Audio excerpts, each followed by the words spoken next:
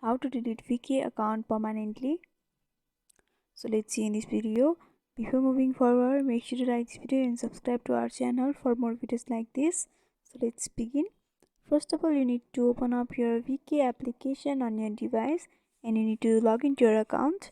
After logging in, you will be able to see the home page of VK. So in order to delete your account, you need to first tap on your profile or home icon in the top left corner, and you'll be able to see your profile over here. You have to tap on three dotted vertical line in the right upper corner and go for edit profile option. From over here, you'll be able to see the various information of your profile. You have to go for security option.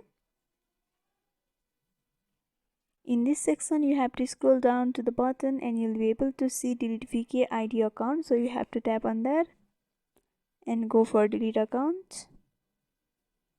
And after doing that, you can see VK account has been deleted. So by following this simple step, you can delete VK account permanently. So hope this video was helpful. Don't forget to like, comment, share and subscribe to our channel for more videos like this. Thanks for watching.